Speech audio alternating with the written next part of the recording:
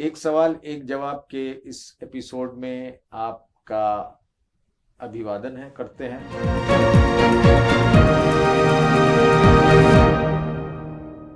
दोस्तों, अर्थ क्रांति, economic revolution एक कॉन्सेप्ट अनिल बोकिल साहब ने डेवलप किया है, इसको डिजाइन किया है। एक अद्भुत प्रोग्राम है और ये प्रोग्राम ऐसा है जो देश को आगे ले जा सकता है और देश को विश्व गुरु बना सकता है। अनिल बोकिल साहब वो इकोनॉमिस्ट हैं जिन्होंने डीमोनेटाइजेशन का कॉन्सेप्ट भी पेश किया था। आज हम उनसे ये जानना चाहेंगे कि अर्थ क्रांति, इकोनॉमिक रिवॉल्यूशन का उनके पास क्या मॉड्यूल है, उसका एक हल्का सा इंट्रोडक्शन हमारे दर्शकों को दें।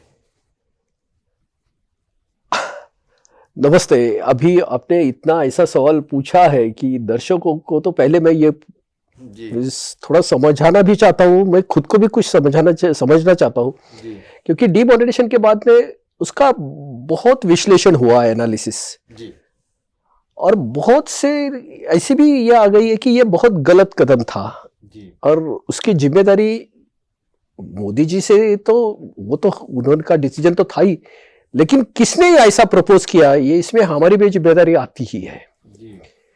लेकिन ये प्रपोजल वो सिर्फ मोदी जी को 2013 में नहीं दिया था, ये 2000 में पेपर में, भारत के पेपर में पब्लिश हुआ था। वो 1998 में वो पब्लिक इसमें आया था, डोमेन में आया था, और बहुत पॉलिटिकल लीडर सभी पार्टी के, यानी मनमोहन सिंह जी से लेके राहुल गांधी जी से लेके सभी को ये हमने प्रेजेंटेशन दिया है। अभी इसमें दो चीज बहुत थी, पॉलिटिकल विल और पॉलिटिकल कंडीशन। अभी मोदी जी ने विल दिखाई, लेकिन क्लियर मैंडेट का जो उनको ये मिला, अगर वो नहीं मिलता तो ये डिसीजन नहीं हो सकता था। अभी ये सही है गलत है, इसके ऊपर अपनी अपनी राय हो सकती है, लेकिन मैं आपके माध्यम से सबको एक सवाल पूछता हूं। आज किसी भी युवाओं को यह सवाल पूछा जाए, किसी भी युवाओं को, कि अगर आपको 2016 के वो दिन वापस देते हैं हम, 8 नवंबर, और आपको ये चॉइस देंगे कि डिजिटल इकोनॉमी भी रहेगी और कैश इकोनॉमी भी पहले जैसी रहेगी, तो आप क्या प्रीफर करेंगे? हम ये हर जगह ये सवाल पूछते हैं, तो हर युवा ये बोलता है आज कि हम तो डिजिटल इकोनॉमी के साथ ही आगे जाना चाहते हैं, क्योंकि ये माहौल ऐसा बन गया है। अगर भारत ये डिजिटल इकोनॉमी नहीं लेता तो ये अमेज़न वाले ये भारत को खा देते। ये तो भारत में नहीं, दुनिया में ये घूम रहे हैं। अभी पाकिस्तान का वही प्रॉब्लम आ रहा है, वो कैश इकोनॉमी से वो भी भारत जैसा मुड़ना चाहता था, लेकिन वो भारत की जो रिएक्शन देखी उन्होंने डीमोनेटाइजेशन के बाद, ऐसे वेनेजुएला के बारे में भी हुआ, और उन्होंने दोनों ने डिसीजन वो इसमें नहीं लिया, यानी एग्जीक्यूट नहीं किया डीमोनेटाइजेशन का, और हम दोनों देश की इकोनॉमी कहां गई हम देख रहे हैं।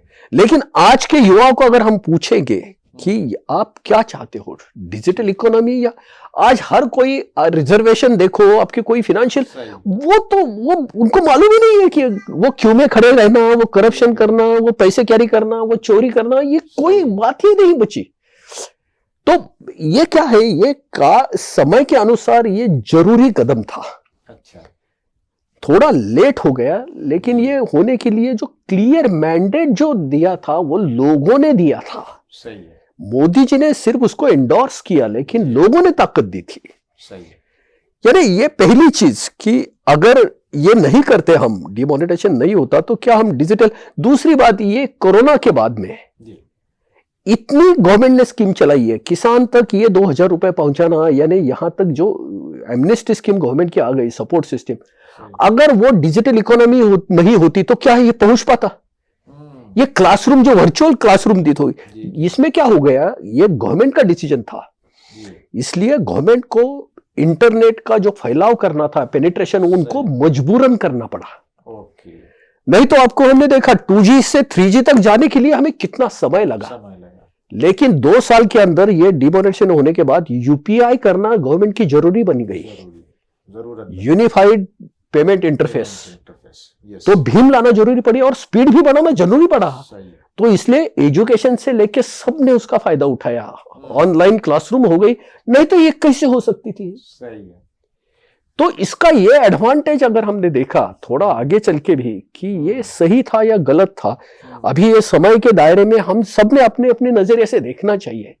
लेकिन हमें यह लगता है कि ये शायद हो सकता था कि और अच्छे ढंग से हो सकता था, लेकिन ये होना जरूरी था।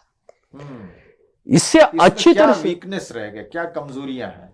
वैसे आपकी जो अर्थ क्रांति है उस पर हम बात आगे करेंगे। अभी आपने डीमोनेटाइजेशन पर बात शुरू कर दी, तो आप बताएं कि डीमोनेटाइजेशन से बाज लोगों के जख्म भी जुड़े हैं, तो बिल्कुल सही है। ये मतलब इसमें कहाँ कमजोरी कहाँ हुई, वीकनेस कहाँ? कमजोरी मुझे हमें लगती है कि हमने गवर्नमेंट को जो प्रपोज किया था उसमें फेज वाइज डिमोनेटाइजेशन एडवाइस किया था। राइट। अरे पहले 1000 की नोट सिर्फ निकालो, 500 की नोट 6 महीने के बाद निकालो। अच्छा। गवर्नमेंट ने क्या किया, 500 और 1000 की नोट एक ही इसमें निकाल दी, यानी 86% वो मॉनेटरी लॉस हो गया, सिस्टम का लॉस। अगर सिर्फ 1000 की नोट निकल जाती तो 35% का लॉस हो जाता और इतना बड़ा शॉक नहीं होता। तो फेज वाइज नहीं हुआ, फेज वाइज नहीं हुआ। अभी उसमें कोई पॉलिटिकल कंपल्शंस हो सकते हैं, कोई एंगल हो सकते हैं, लेकिन वो पॉलिटिकल एंगल होगा। हमने जो प्रपोज किया था कि वो फेज वाइज इसको निकालो। हमने बोला था कि पहले 1000 की नोट निकालो और एक एमनेस्टी लोगों को डिक्लेयर कर दो कि आपके पास अगर 10 करोड़ रुपए तक है, यानी 50 करोड़ तक है, 10 करोड़ 50 करोड़ जो गवर्नमेंट समझेगी, आप बैंक में डालो, आपको कोई पूछेगा नहीं, उसके ऊपर कोई टैक्स नहीं लगेगा। लेकिन बाद में 1000 की नोट भी नहीं रहेगी। सही। 50 के ऊपर क्या, अगर आपके पास ज्यादा अगर है 100 करोड़ तक, तो उसके ऊपर 20% आपको टैक्स लगेगा, आपको बाद में कुछ नहीं पूछा जाएगा। और 100 करोड़ से भी आपके पास अगर ज्यादा पैसा है तो 30-40% उसमें से टैक्स चला जाएगा और बाद में आपको कोई पूछताछ नहीं होगी। तो आपका ये कहना है कि डीमोनेटाइजेशन इकोनॉमी को बूस्ट करने के लिए था, ठीक करने के लिए था, उसको यानी पूरी हमारी इकोनॉमी को लॉन्ड्री में भेज के धुल धुला के वापस लाना था। वो आ गई वैसे आ गई है। हाँ, लेकिन उसमें कुछ कमजोरियां रह गई। नहीं, जो पेन हो गए। हाँ। कैसा होता है कि एक बड़ा ऑपरेशन करना है। अच्छा। और आपने एनेस्थेसिया नहीं देगा। अच्छा। तो तकलीफ पेशेंट को होती है ना। ओके, तो यानी कि गवर्नमेंट ने एनेस्थेसिया नहीं दिया, किए बिना ऑपरेशन किया। ऑपरेशन करना जरूरी ही था। ओके, तो इसमें सिस्टम की गलती हो गई या फिर प्रोग्राम जो डिजाइन किया गया उसमें नहीं, प्रोग्राम कहाँ गलती रही? प्रोग्राम में तो ये एनेस्थेसिया की बात तो हुई थी। अच्छा। अभी हुआ क्या है कि ये कोई भी गवर्नमेंट आखिर सोचती क्या है कि हमारा री इलेक्शन में जाने का जो समय आएगा जी, तो हमारी क्रेडिट हिस्ट्री क्लीन होनी चाहिए। सही। तो इसके जो भी रिपोर्शन आएंगे तो बीच टाइम में हम करेंगे, इलेक्शन से लेके दूसरे इलेक्शन के बीच टाइम में। तो ये बोल्ड डिसीजन उन्होंने लिया। हम ये भी मानते हैं कि पब्लिक को, उसमें तो हम भी पब्लिक ही है, तो हमें भी पेन उतने ही हुए हैं, लेकिन ये ऑपरेशन जरूरी था। ये जब हमने पाकिस्तान और वेनेजुएला के ये देखा, परिस्थितियां देखी और भारत की ग्रोथ रेट बाद में जो देखी, जो एफडीआई जो भारत में इन्फ्लो आने लगा, भारत की जो करप्शन परसेप्शन इंडेक्स है वो इंप्रूव होने लगी। भारत में जो बाहर के जो पैसा लगाने वाले लोगों को कॉन्फिडेंस बढ़ने लगा, तो लगा कि यार ये ऑपरेशन सक्सेस हो गया। हाँ, लेकिन ऑपरेशन के दौरान तकलीफ बहुत हो गई। अभी आपने अनिल जी से सुना कि डीमोनेटाइजेशन तो ठीक था, लेकिन उसको इम्प्लीमेंट करने में कुछ वीकनेसेस रह गए।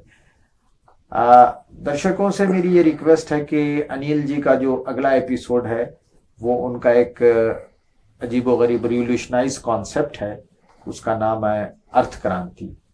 अर्थ क्रांति में आप डिफाइन करते हैं इकोनॉमिक्स को, आप डिफाइन करते हैं कि किसी वेलफेयर गवर्नमेंट को किस तरह का अप्रोच लेना चाहिए, टैक्स के हवाले से टैक्स कैसे होना चाहिए, ये सारी बातें हम अगले एपिसोड में करेंगे। मैं चाहता हूं कि इस एपिसोड को आप ज़्यादा से ज़्यादा शेयर करें, लाइक करें और इसको ज़्यादा आम करें।